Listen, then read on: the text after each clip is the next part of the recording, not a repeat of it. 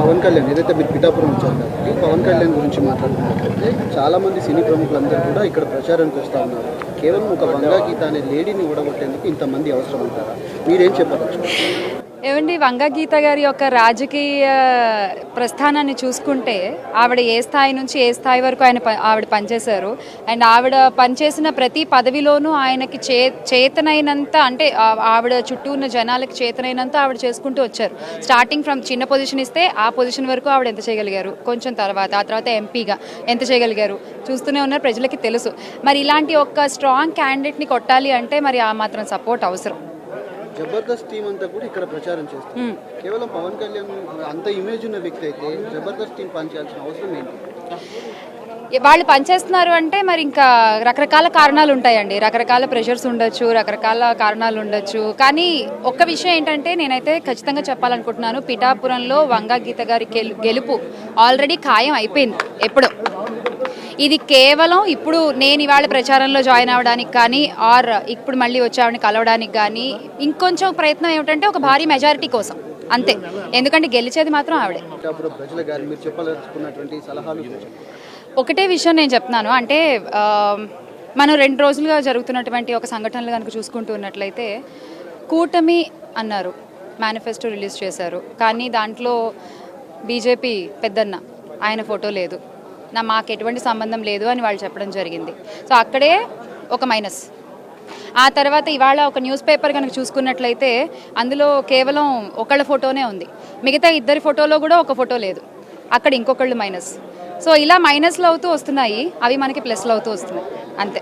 మనం ఏంటంటే మన క్లారిటీతో మనం ఉన్నాము. వైఎస్ఆర్సీపీ పార్టీ కేవలం జనాల కోసమే పనిచేస్తున్నటువంటి పార్టీ, ఇది మన పార్టీ. దీనికి ఎటువంటి పార్టీలతో పొత్తులు అవసరం లేదు, ఎటువంటి పార్టీలతోని లొసుగులు అవసరం లేదు. మన ధ్యేయం ఒకటే, ప్రజలకి మంచి జరగాలి, ప్రజలకి సంక్షేమం జరగాలి. ఇవాళ ఆ కూటమి దయ వల్ల ఇంత మండు టెండలో, ఇంత ఉక్కలో పాపం పండు ముసలి వాళ్ళు బ్యాంకుల చుట్టూ తిరుగుతున్నారండి. కడుపు మండిపోతుంది చూస్తుంటే. ఆ మంటనంతా మీరు ఓటుగా మార్చి వైసీపీని గెలిపించాలి, జగనన్నని సీఎం చేయాలి. Thank you. దురదయం వీళ్ళకు ఏం చూసుకొని ఇంకొకసారి బాగా దూలెక్కి కొట్టుకుంటున్నాం అని మీరు ప్రత్యేకించి పెట్టిపుట్టారా? భయపెట్టేస్తారా? సమాజం మీరు ధైర్యంగా ఉంటేనే సమాజం నిలబడద్ది. ఎరుపు జెండా నా మీద విసిరేయటం కాదు, ఎరుపు జెండా విప్లవానికి సంకేతం, విప్లవానికి సంకేతం. ఎదురు తీసుకెళ్తే గుండె ధైర్యం రావాలి.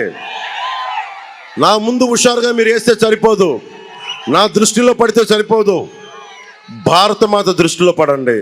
ఆ ఎలుగెత్తే రెపరెపలాడుతున్న మువ్వెన్నెల జెండా దృష్టిలో పడండి. పవన్ కళ్యాణ్ అనే వ్యక్తి, అతనికి ఒక పరిమితమైన కాలం ఉంటుంది, భగవంతుడిచ్చిన ఆయుస్సు ఉంటుంది, వెళ్ళిపోద్ది. కానీ మీరు నిరంతరం సాగాల్సిన వాళ్ళు, మీరు ఆలోచించుకోండి. భయపడకుండా బతకండి, అదొక్కటే నేను ఇవ్వగలిగేది మీకు. మిగతా సమస్యలన్నీ తీర్చే బాధ్యత కూటమి ప్రభుత్వానికి. ఇప్పుడు ఏం చేస్తున్నాడు? రేపు పొద్దున ఆస్తి పత్రాలు ఇవ్వడంట, మన ముఖాన్ని ఒక జిరాక్స్ కాపీ కొడతాడంట. మీరు ఇక్కడ ఉన్నారమ్మా, మీరు ఇంతమంది ఉన్నారు, మీ చెల్లెలికి పెళ్లి చేయాలి, మీ అక్కలకి ఆడబిడ్డ, మీ ఆడబిడ్డలని బయటికి పంపించాలి, కట్నాలు ఇవ్వాలి అంటే, మీరు పెళ్లి చేసుకునే వాళ్ళు ఆడబిడ్డను పెళ్లి చేసి అత్తగారింటికి పంపించేవాళ్ళు మీకు ఒరిజినల్ స్టాంప్ పేపర్ ఇస్తే తీసుకుంటారా, లేదంటే జిరాక్స్ పేపర్ ఇస్తే పెళ్ళిళ్ళు జరుగుతాయా? ఏది ఒప్పుకుంటారు? మీకైనా కష్టం వచ్చింది, వెళ్ళి ఒక ఫైనాన్స్ వడ్డీ వ్యాపారి దగ్గరికి వెళ్ళి నా ఆస్తి పత్రాలు ఇవి అని జిరాక్స్ ఇస్తే తీసుకుంటాడా? బ్యాంకుల్లోకి వెళ్ళి నా జిరాక్స్ పెడతాను నాకు ఇవ్వండి తీసుకుంటాడా? ఒక ఆధార్ కార్డు రావడానికే దేశంలో దశాబ్దం పాటు వాదోపవాదాలు జరిగినాయి. అలాంటిది land titling act, land grabbing act, ఇది మీ భూముల్ని దోచేసే చట్టం, ఇది నీ సొంతదారుల హక్కుని తీసేసే చట్టం ఇది. దాని గురించి ఒక్క మాట మాట్లాడాల. మన ఏం అసెంబ్లీ దేనికి ఉంది? కూర్చొని చెమ్మా చెక్క ఆడుకోవడానికి మన అసెంబ్లీకి వెళ్ళేది. అడ్డం వస్తే బూతులు తిట్టడానికి అసెంబ్లీ ఉన్నది. దేనికి ఉంది అసెంబ్లీ? దేనికి ఉండాలి అసెంబ్లీ? ప్రత్యర్థి పార్టీలు దేనికి ఉంటాయి? ప్రత్యర్థి పార్టీలు ఉన్నది ఒక చట్టం తీసుకొస్తున్నప్పుడు చట్టంలో తాలూకు లోపాలు, నష్టాలు, లాభాలు చర్చించడానికి. పైకి తక్కువగా ఉన్న టీడీపీని నువ్వు మాట్లాడితే వాళ్ళ ఇంట్లో ఆడవాళ్ళని తిట్టి అసెంబ్లీ నుంచి బయటికి పంపించేశావు. చర్చలు లేవు, వాదోపవాదాలు లేవు. ఎలా చేస్తాం? ప్రధానమంత్రి గారు కూడా ఫార్మర్స్ యాక్ట్ పట్టుకొస్తే, రైతు చట్టం పట్టుకొస్తే మంచి చట్టం అది. ఎక్కడున్నా సరే దేశంలో ఏ మూల రైతు ఉన్నా ఆ రైతు తన సంపదను ఎక్కడికైనా అమ్ముకోగలిగే చట్టం అది. కొంతమంది రైతాంగానికి నచ్చల, అందరూ వచ్చి రోడ్ల మీద ప్రొటెస్ట్ చేశారు.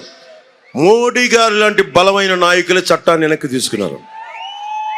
వీళ్ళు మాట్లాడితే భారతీయ జనతా పార్టీ కేంద్రం పంపింది, వాళ్ళ చట్టాన్ని అమలు చేస్తున్నాం అన్నాడు. ఇక్కడున్న ఎమ్మెల్యే కానీ వైసీపీ నాయకులకి, వైసీపీ పార్టీకి అడుగుతున్నాం, అది కేంద్రం ముసాయిదా పరిశీలించమనే పంపుతుంది, అమలు చేయమని పంపలా. దీంట్లో కష్టాలేంటి నష్టాలేంటి ఒకసారి ఆలోచించండి అంటే కూర్చోబెట్టి ముందుగా మీరు చెప్పండి. 50 ఎకరాలు వాళ్ళ ఎమ్మెల్యే కొడుకు దోచేశాడు. ఒరిజినల్ పత్రాలు పెట్టుకొని 50 ఎకరాలు దోచేశాడు, భయపెట్టి బద్దలు కొట్టేస్తామని. రేపు పొద్దున వాళ్ళ వచ్చి మీ ఆస్తి మాకు కావాలి అంటే ఏం కూర్చొని మనం అంటే వెళ్ళంటే మన ఆస్తి అంటే వెళ్ళి కొత్త చట్టం ప్రకారం మన దగ్గర ఉన్నటువంటి ఆస్తి గవర్నమెంట్ రెవెన్యూ ఆఫీస్లో ఉంటుందంట. రెవెన్యూ ఆఫీస్లో కూడా ఎంఆర్ఓ దాని గురించి పై అధికారం వాడి దగ్గర ఉంటుందంట. ఆ వ్యక్తి దగ్గర ఉంటే మనం వెళ్ళి ఆ ఆస్తి నాదని ప్రూవ్ చేసుకోవాలంట 90 రోజుల్లో.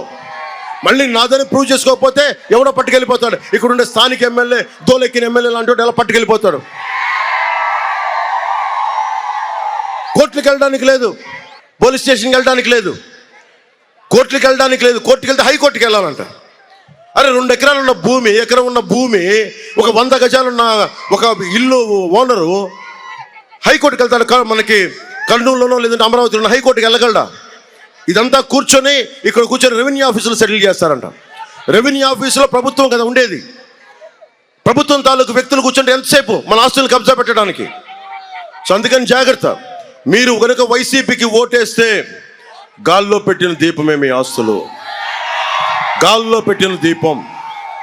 వైసీపీ మద్దతుదారులు కూడా చెప్తా ఉన్నా, మీరు కనుక దోల నాగేశ్వరరావు గారికి ఓటేస్తే మీకు గాల్లో పెట్టిన దీపమే అవుతాయి మీ ఆస్తులు. తర్వాత నేను ముందే చెప్పా, వీళ్ళు వస్తే దోచేస్తారు, భయపెడతారు, లా అండ్ ఆర్డర్ ఉంటుంది. ఇదే కైకలూరులో 2019లో చెప్పాను, అడ్డగోలుగా దోచేస్తారు. నా మాట ఎవరు వినలా. ఈరోజు మళ్ళీ చెప్తున్నా, ఇది కాదు అది కాదు అని చెప్పి కథలు కాకుండా మన భవిష్యత్తుకి పవన్ కళ్యాణ్ అనే వ్యక్తి వచ్చి కూటమి అందరినీ కలిపాడు, పార్టీలను కలిపాడు. తగ్గి మరి బైబిల్లో సూక్తి చెప్తారు కదా, తనను తగ్గించుకున్నవాడు హెచ్చింపబడునని. బైబిల్ సూక్తి అదే కదా. ఎందుకు తగ్గించుకుంటాం? నాకేమైనా ఆస్తి కావాలా, పేరు కావాలా? ఎందుకంటే మీకు బాగుండాలని, మీ భవిష్యత్తు బాగుండాలని. అందుకని ప్రత్యేకించి మీ అందరికీ ధన్యవాదాలు తెలుపుకుంటూ జాగ్రత్తగా ఓటు వేయండి. భవన నిర్మాణ కార్మికులు కూడా చెప్తా ఉన్నాను, నేను అది ఆల్రెడీ ఉంది, అది ఆ కార్పొరేషన్ ఖచ్చితంగా దాన్ని దృష్టిలో పెట్టుకున్నాం. ఒకసారి మేనిఫెస్టో కూడా చదవండి మీరు అందరూ, అన్నీ ఉన్నాయి. మేనిఫెస్టోలో ఏమీ లేకుండానే భవన నిర్మాణ కార్మికులు నాకు ఓటు వేయకుండానే నేను మీకోసం వచ్చిన వాడిని. ఈరోజు మీరు ఓటేస్తే రక్తం ధారబోయినా మీకోసం, రక్తం ధారబోయినా